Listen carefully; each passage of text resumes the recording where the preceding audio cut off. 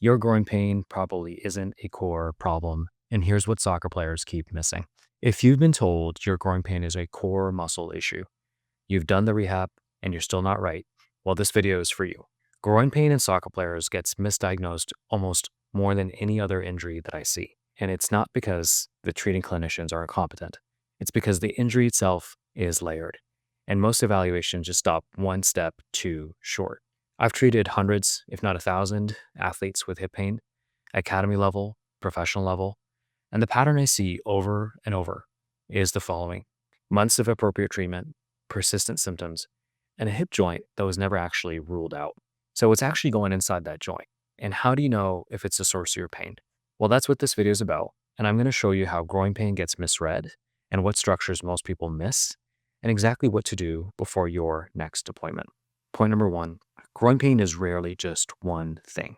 When a soccer player walks in with growing pain into my office, the most common working diagnosis that they've already received is a core muscle injury or athletic pubalgia, sometimes called a sports hernia. And that diagnosis is often correct. The muscles and the tendons where your lower abdomen meets your pelvis, they take an enormous amount of load in a sport built on explosive cutting, kicking, and change of direction. Those tissues get strained, they get irritated, and those can make your groin hurt. But the problem isn't that athletic pubalgia is a wrong diagnosis. The problem is that it's frequently an incomplete one, because the hip joint sits directly beneath that same region. When the ball and socket of the hip have abnormal contact, meaning extra bone on the femur of the ball pressing into the socket with every deep flexion moment, it creates a mechanical friction, and it then tears the cartilage ring around the socket called the labrum, and that generates pain exactly where a core muscle injury would land. The same location, similar triggers, and almost identical on the surface. So an athlete gets treated for the core injury, does the right exercises, they rest appropriately, and improves slightly, but it never fully clears. And the conclusion too often is that they just need more time, more rehab, or they're just not progressing. And what never gets asked is whether the hip joint was ever confirmed or ruled out as a source. And that's the one question that then changes everything. Because here's the thing, the hip is a layered system, and structural problems, meaning the bone shape, the joint mechanics, they behave differently from muscle problems. They don't respond to rest and strengthening the way soft tissue injuries do. They need a different kind of evaluation, and without that, you end up treating a symptom while the source keeps firing. Point number two, the diagnosis most athletes never get. There's a step in the diagnostic process that most growing pain workups skip entirely, and it's that step that actually confirms whether the hip joint is your primary source of pain. It's called a diagnostic injection, and how that works is under ultrasound guidance, a numbing agent is injected directly into the hip joint, not around it, but straight into it. And so if your pain improves a lot within a short window after that injection, that's confirmation. Confirmation that the joint is the source. And now you know what you're treating. But here's the thing. If the pain doesn't change, then the joint is likely not primary. And now you know what that means too. Now, this isn't experimental. It's not aggressive. It's a precision diagnostic step that takes the guesswork out of a presentation that's otherwise almost impossible to read from the outside. And yet it gets skipped constantly because the patient already had a working diagnosis, or because imaging suggested something else, or because the joint just wasn't even considered. And here's why that matters at a practical level. MRIs, they can show a labral tear. It can show cam morphology in the ball of femur, but imaging tells you what's present, not what's causing your pain. An athlete can have a labral tear on imaging and not be symptomatic from it. And I see that all the time.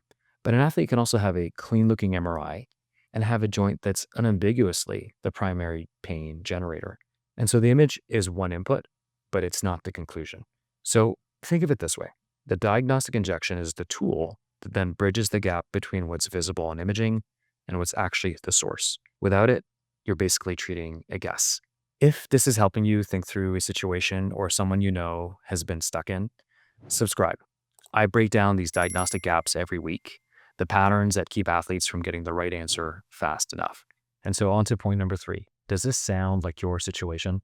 Before we go further, I want you to honestly assess whether what I'm describing maps onto what you're experiencing. Now, not every groin pain is a hip joint problem, but there are patterns that show up consistently when it is.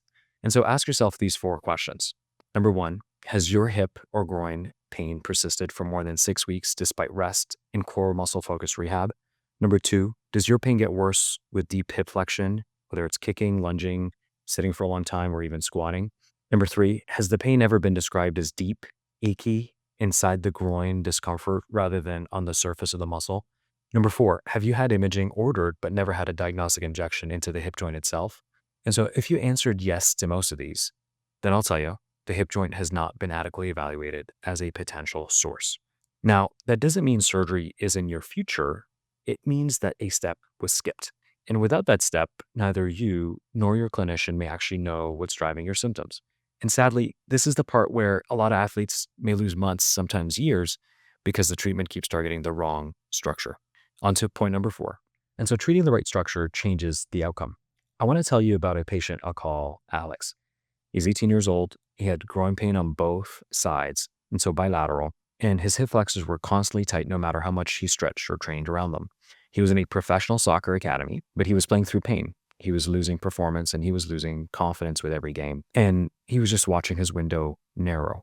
He'd been treated appropriately for an athletic pubalgia diagnosis, rest, rehab, oral anti-inflammatories, activity modification, the right treatment for that diagnosis, but it just wasn't working.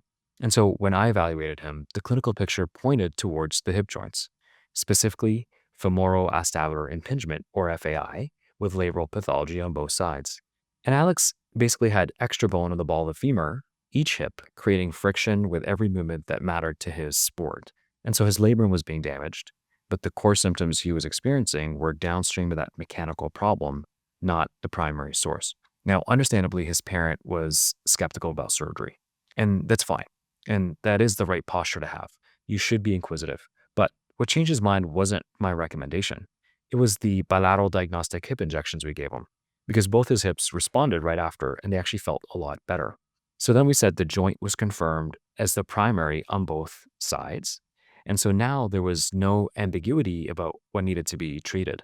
Ultimately, Alex underwent same-day bilateral hip arthroscopy. We addressed the impingement, the structural bone issue, and then repaired the labral damage on both sides. At 4.5 months, Alex returned to play, and he was cleared to compete. He had a high-performing season. He earned a college scholarship that allowed him to continue fulfilling his dream of playing soccer. Now, what I want you to take from that isn't that surgery was the answer. It's that getting the diagnosis right was the answer. Surgery was ultimately the treatment that followed, but the diagnosis was the thing that had been missing. Because when you treat the actual source, outcomes can be predictable. And when you treat the symptom, you stay stuck.